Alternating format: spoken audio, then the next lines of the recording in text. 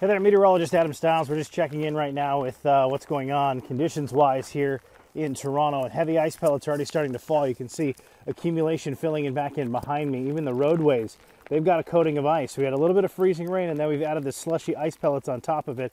It's going to make for some very tricky travel conditions here throughout the rest of the afternoon. And then tomorrow, another risk of some freezing rain coming our way. You can see it is ice pellets as it's all bouncing off of my head here, but tricky to get around. Wouldn't you say so, sir? Yeah, he says so. That's it's not nice to be out here, and we're going to see more moisture getting ready to feed into this system throughout the evening hours. And as we head in through the overnight, that's when we're going to get into some of the heaviest accumulation of this.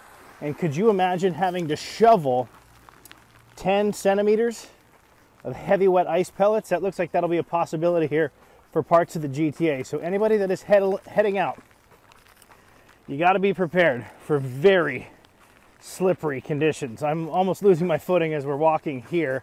I can feel my feet just sort of sliding. I've got some pretty grippy boots, but a lot of the roadways, they are covered. This side road here that I'm on is not quite treated just yet, but I don't know how much the salt is going to do when you're talking about ice pellets accumulating. A lot of the times you're going to need plows to clear that out, because it's not going to melt as fast as what a snowflake would falling on a salted or treated road.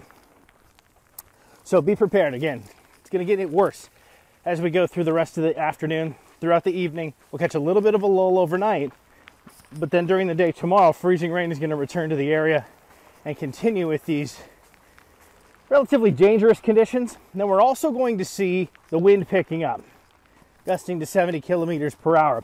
That's what we're worried about when ice and stuff gets on trees like that, and then that wind goes, those branches, they have a tendency to come down, and that's when we start to lose power.